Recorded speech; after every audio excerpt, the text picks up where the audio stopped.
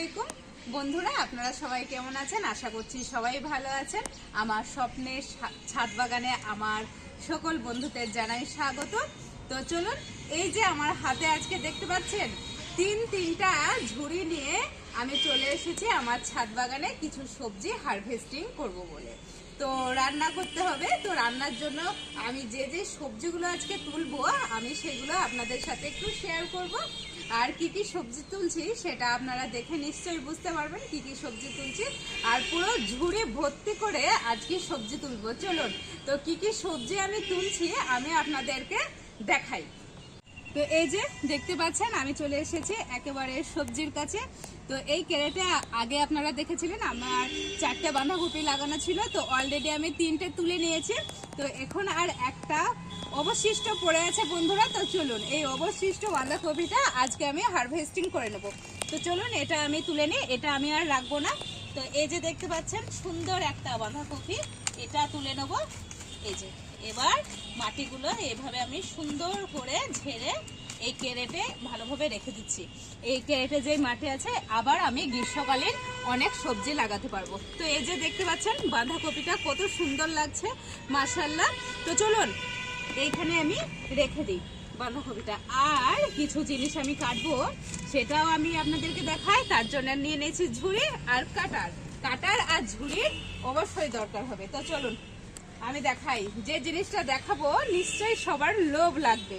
তো এই বেগুন গাছটা আমি সরিয়ে নিই, না সরালে আপনারা ঠিকঠাক ভাবে দেখতে পাবেন না যে আমি কি কাটছি। তো এই যে দেখুন পুঁই শাক, আমার ছাদ বাগানের একেবারে নতুন পুঁই শাক, একেবারে দেখুন কত কচি আর ফ্রেশ। এই গ্রীষ্মের সময় কিন্তু পুঁই শাক খেতে খুবই ভালো লাগে।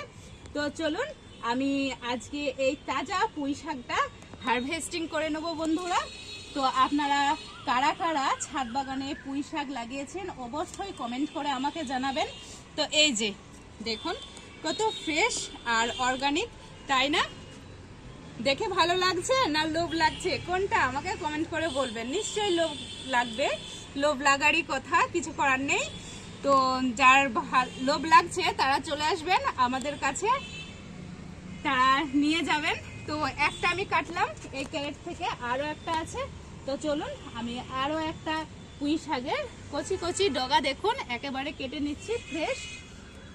এইখানে আপনার দুটো আছে, এই দুটো মানে রেখে দেবো, এই দুটো কাটবো না। চলুন এই ক্যারেটে আছে, এই ক্যারেট থেকে আমি কেটে নেব।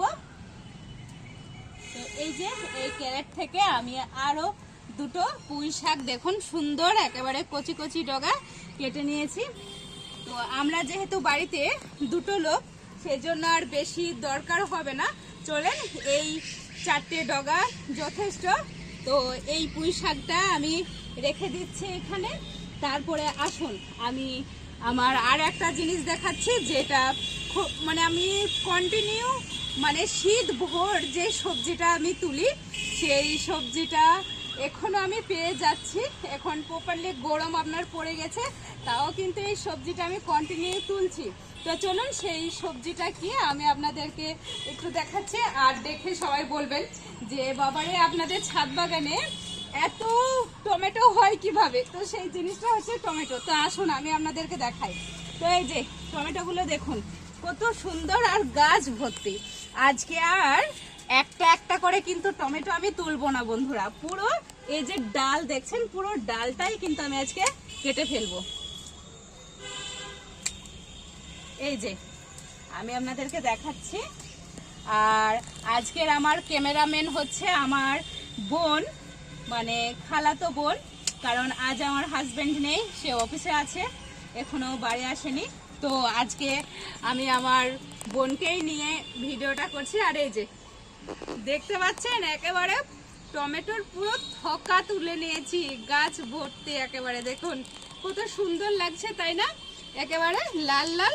তো চলুন এই টমেটোগুলো আমি রেখে দিই, আরও কিছু টমেটো আছে, চলেন সব টমেটোগুলোই আজকে আমি তুলে নেব। তো এই যে দেখতে পাচ্ছেন কত সুন্দর লাগছে, তাই না?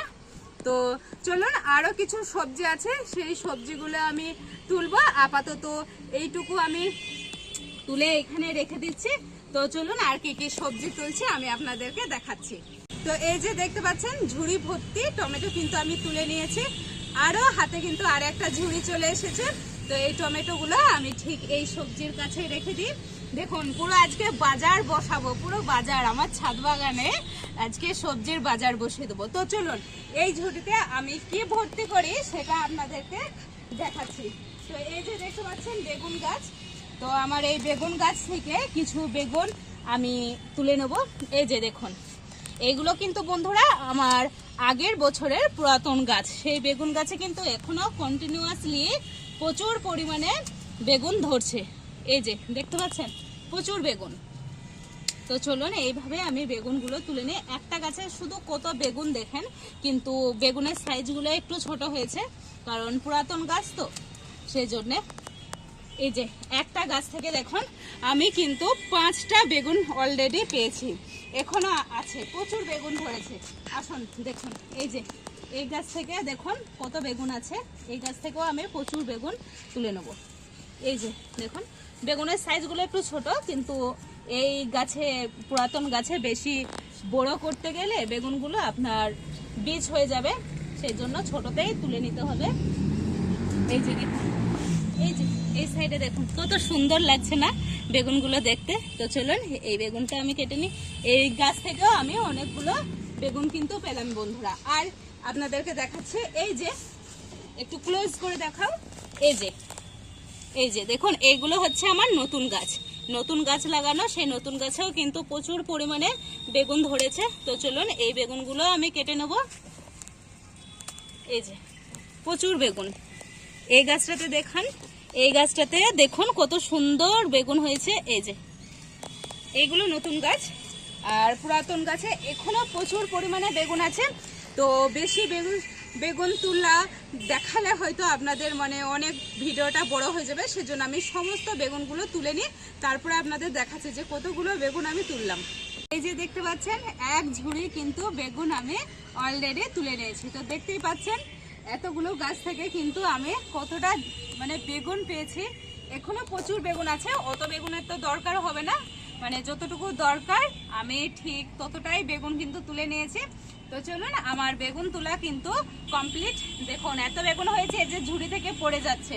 তো চলুন এটাও আমি যেখানে সবজির বাজার বসিয়েছি সেখানে আমি রেখে দিই।